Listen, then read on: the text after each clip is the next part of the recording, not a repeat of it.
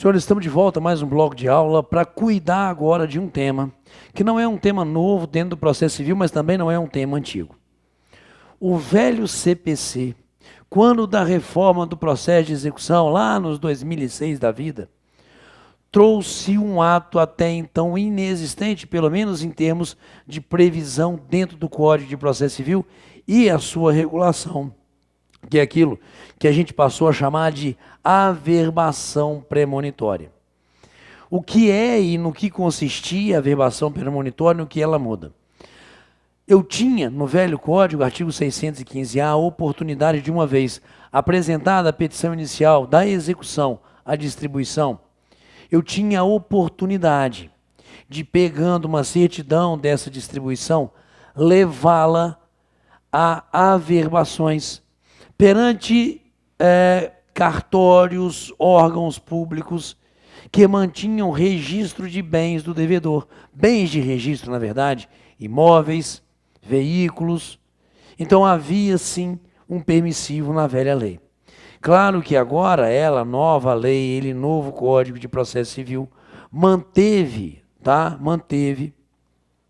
a ideia da possibilidade do cidadão exequente levar, antes mesmo do ato citatório, a averbação no local onde existam bens de registro, que foi apresentada contra o proprietário desse bem uma execução, mas que ele ainda não foi citado.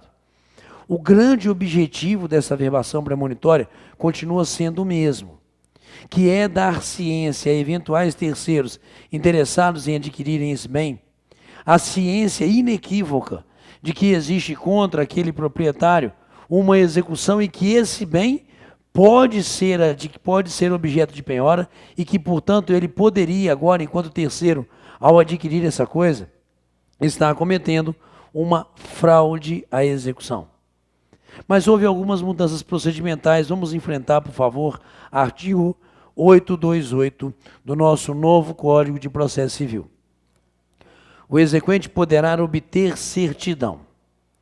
Mas, senhores, não uma certidão de que tão somente foi distribuída a execução.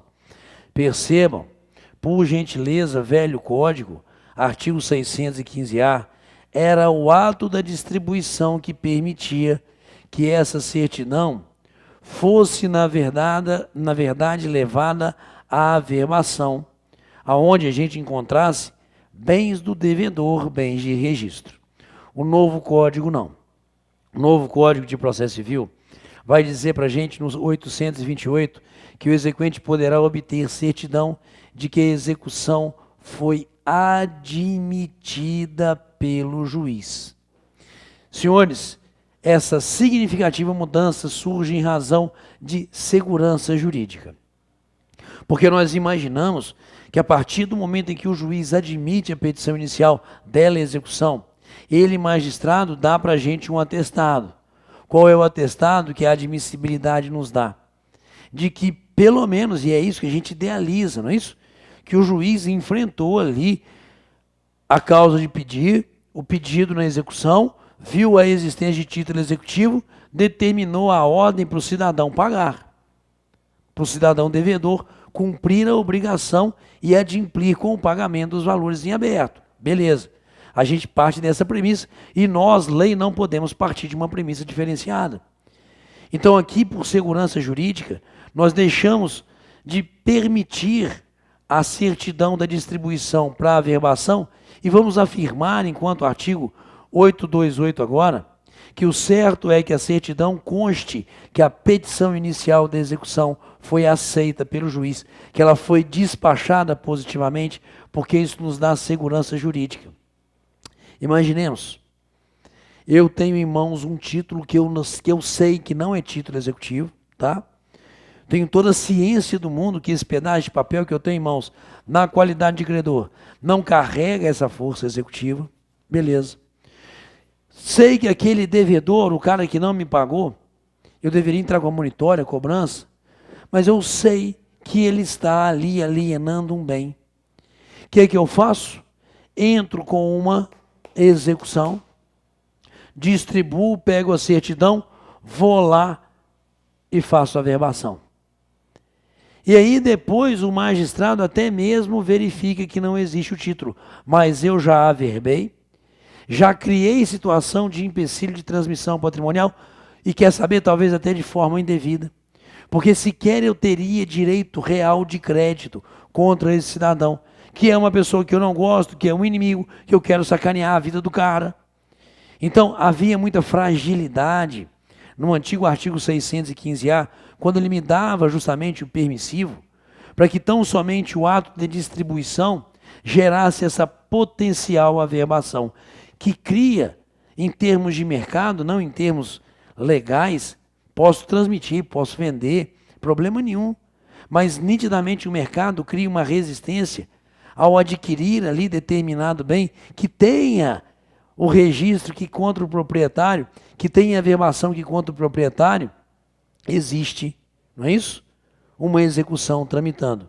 Portanto, por segurança jurídica, a lei agora vai exigir que a certidão para viabilidade da averbação contenha que o juiz despachou positivamente a petição inicial da execução.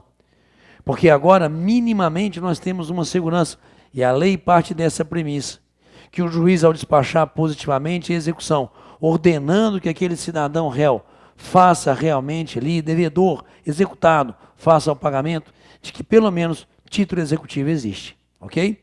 Senhores, vamos lá, 828 novamente. Perdão pela tosse. O exequente poderá obter certidão de que a execução foi admitida pelo juiz, com identificação das partes do valor da causa, para fins de averbação, no registro de imóveis de veículos, no registro de imóveis de veículos ou de outros bens sujeitos a penhora, arresto ou indisponibilidade. Essa certidão continua não servindo para a busca de bens que não sejam bens dotados da publicidade que o registro concede. Eu não posso pegar essa certidão e ir num banco e falar, fulano tem dinheiro aí, longe disso.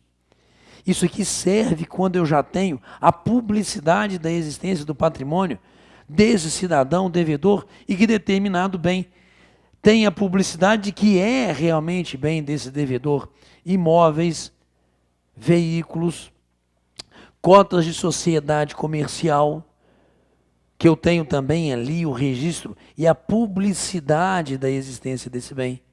Então, essa averbação premonitória só se encaixa e devida é, e possível é de ser realizada, se são bens de registro. Matamos, portanto, de novo, artigo 828, a diferença em relação ao antigo 615-A é justamente quando ela pode ser ali certidão extraída com essa finalidade da averbação premonitória. Na verdade, o exequente poderá obter certidão de que a execução foi admitida pelo juiz, faculdade que gera uma obrigação.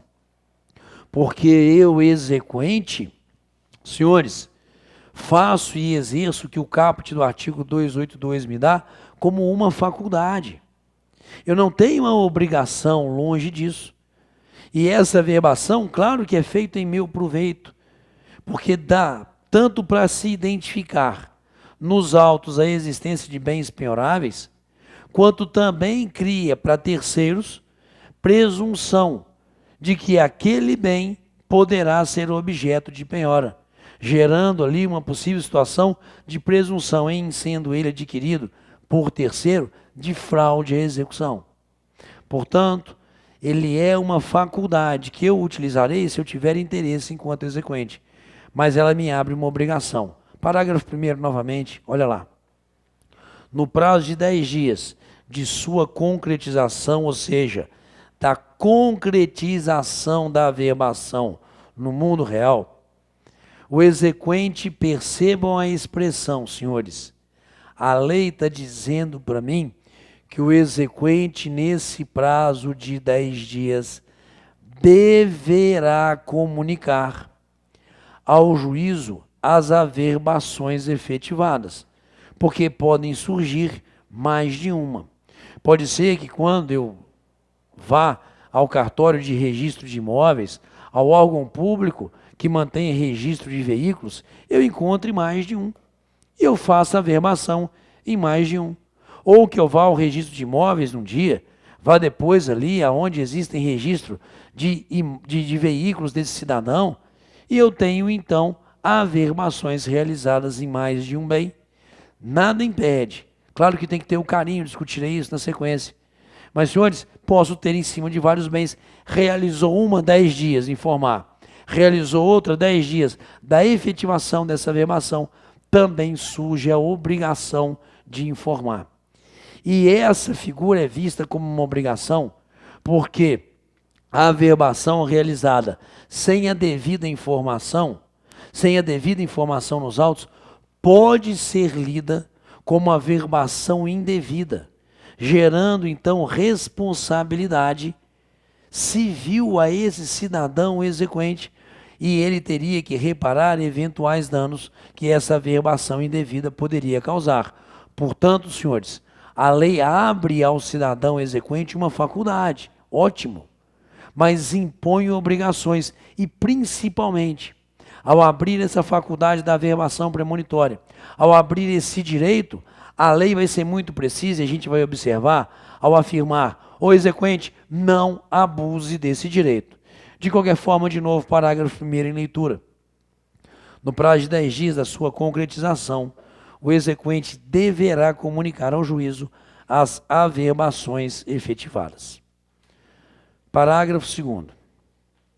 Formalizada penhora sobre bens suficientes para cobrir o valor da dívida. Senhores, esse início do parágrafo 2º nos dá aqui a definição do primeiro objetivo da averbação premonitória: facilitação do ato de penhora. Porque se eu realizei a averbação, levei a informação aos autos, agora o oficial de justiça, se não houver o pagamento no prazo legal, que são 3 dias, ele, oficial de justiça, tem ali nos autos a informação de possíveis bens passíveis de penhora. Então, o primeiro objetivo, e por isso que ela é uma faculdade do exequente, porque é feita em benefício do exequente, é de justamente facilitar, viabilizar a realização do ato de penhora. Portanto, novamente, parágrafo 3º, para mim, Guilherme, por favor. Formalizada a penhora sobre bens suficientes para cobrir o valor da dívida, o exequente providenciará, no prazo de 10 dias, o cancelamento das averbações relativas àqueles bens não penhorados. A lei processual antiga não nos dava essa precisão daquele que deveria realizar, na verdade, o cancelamento das averbações excessivas. E o que é uma averbação excessiva, senhores? Fiz ali a averbação em 3 bens de registros do devedor. Só que quando foi feita a penhora e a avaliação, chegamos à conclusão que apenas 2 deles seria mais do que suficiente para amparar todo o crédito. Logo, a averbação sobre esse terceiro bem tem que ser cancelada. Sendo injusto, indevida, essa restrição, coloquemos assim, nesse patrimônio do devedor, se ele tem patrimônio que foi penhorado e é suficiente para amparar o crédito executivo. E aí, então, a lei está dizendo que a obrigação do cancelamento não só é do exequente, como a lei está dizendo que tem prazo para isso. Joga de novo, por favor, parágrafo 2º. Está ali, ó. Formalizada a penhora sobre bens suficientes para cobrir o valor da dívida, o exequente providenciará, no prazo de 10 dias, o cancelamento das averbações relativas àqueles não penhorados. Continuem, por favor, na lei. Deem um pulo no parágrafo 3º. Caso ele exequente dentro desse prazo legal, uma vez aperfeiçoada a penhora sobre bens suficientes, não volte ali ao cartório, ao órgão público, solicitando a baixa, solicitando o cancelamento dessa averbação premonitória, o juiz determinará o cancelamento, de ofício ou, no caso, a requerimento do próprio executado, caso o exequente não o faça no prazo. Essa é a rotina procedimental aqui estabelecida em lei. Solicito a certidão após o despacho positivo do juiz, aceitando a petição inicial da execução. De posse dessa certidão, vou aos cartórios, providenciando a averbação. Posso fazer a averbação em mais de um bem, se eu localize, sem excessos, por gentileza. Informo no prazo de 10 dias a averbação ou averbações realizadas, da data em que elas se concretizam. Realizada a penhora, e nem todos os bens averbados, tendo sido objeto de penhora, porque apenas alguns deles foram suficientes para garantir no juízo, tem o exequente uma obrigação de, no prazo de 10 dias, voltar ao cartório, voltar ao órgão público, solicitando que seja cancelada essa averbação. Se nesse prazo de 10 dias ele não fizer, o juiz de ofício a requerimento determinará que seja feito esse cancelamento. Pegaram a rotina processual, senhores? E a lei antiga não me dava essa precisão. Quer ver? Joga lá para mim, vamos ao comparativo com o velho Código de Processo Civil, ali justamente no artigo 615-A. Vamos ao comparativo, por favor. Tá ali, ó. Primeiro a lei falava que bastava, como a gente viu, não é isso? O ato de distribuição, legal. E o exequente deverá comunicar ao juízo as averbações efetivadas no prazo de 10 dias da sua concretização. Mantivemos essa rotina processual. Mas olhem, por favor, o parágrafo 2º, como ele não me dava uma correta precisão dessa figura procedimental, agora extremamente bem estabelecida na lei nova. Formalizada a penhora sobre bens suficientes para cobrir o valor da dívida, será determinado o cancelamento das averbações de que trata este artigo, relativas àqueles que não tenham sido penhorados. A lei não me dava uma precisão, tanto que a lei me dizia o seguinte: será determinado o cancelamento. Pronto. Quem determina alguma coisa é o juiz. Logo, será que não seria lícito ao próprio exequente que solicitou a averbação comparecer ao cartório para solicitar o cancelamento? Senhores, por exemplo, alguns cartórios de registro de imóveis aceitavam, outros não, pela imprecisão da lei. Joga de novo. A lei botou essa imprecisão por terra. Porque agora, esses parágrafos 2º e 3º desse artigo 828 do Código de Processo Civil põe por terra essa imprecisão, como a gente viu. Pegamos a rotina procedimental, senhores? Ótimo, vamos explorar os últimos parágrafos, por favor, desse dispositivo legal. Está ali, ó.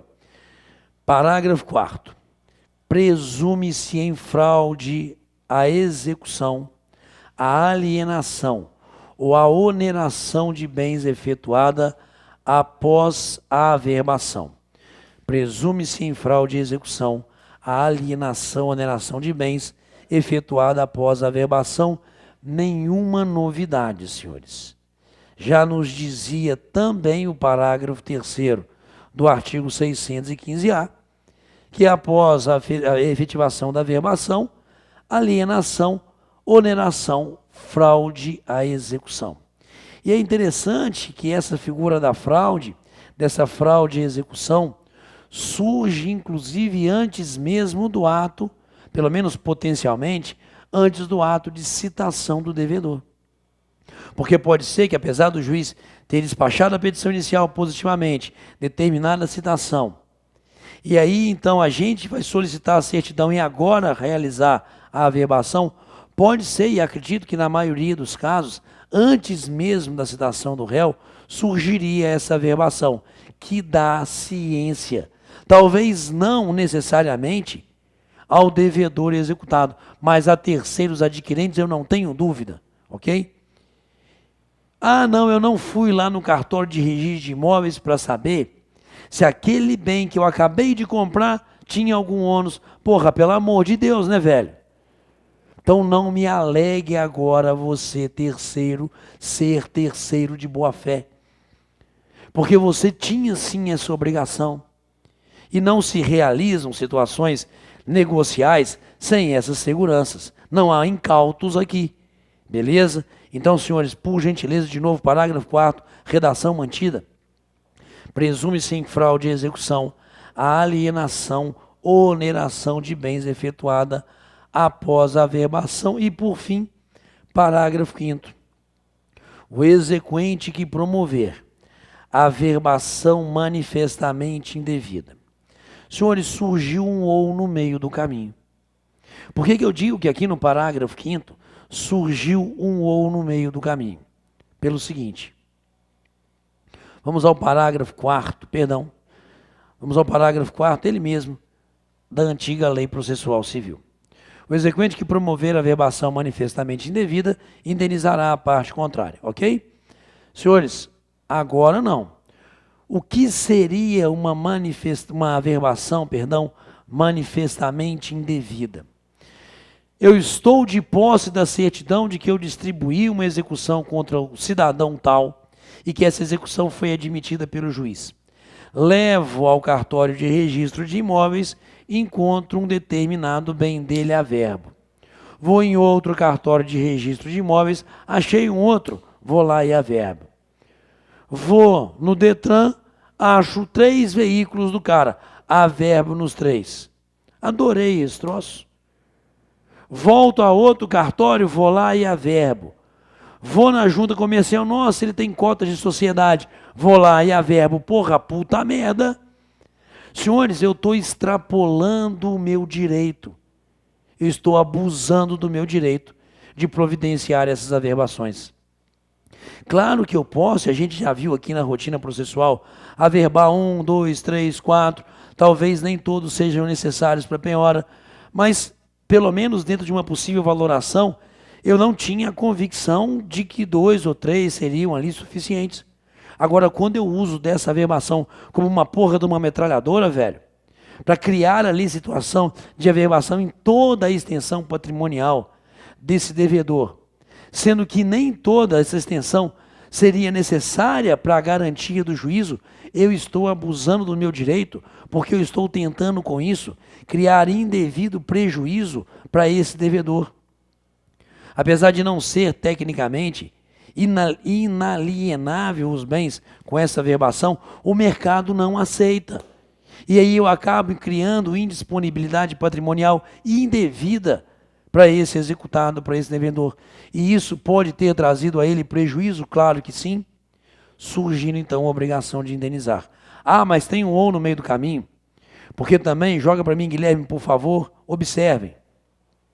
Se ele não cancelar as averbações, nos termos do parágrafo 2º, indenizará a parte contrária por todos os prejuízos que ela teve, por averbação indevida, porque não foi feito o cancelamento daquela prévia averbação que não foi utilizada para plena garantia do juízo.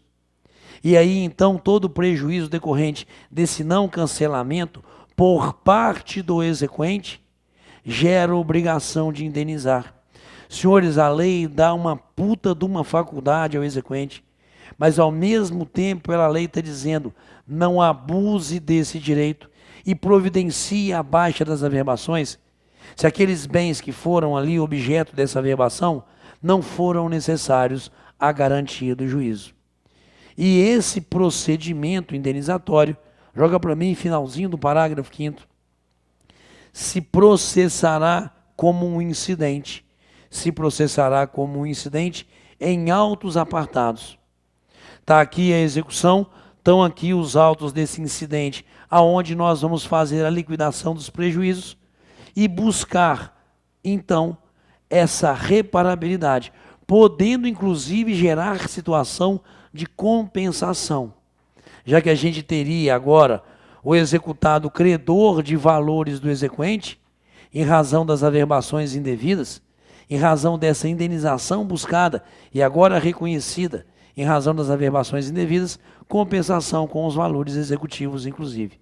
Por isso que a gente tem autos apartados, inclusive, gerando ali, para mim, inclusive, uma situação de distribuição por dependência. Pegamos, senhores?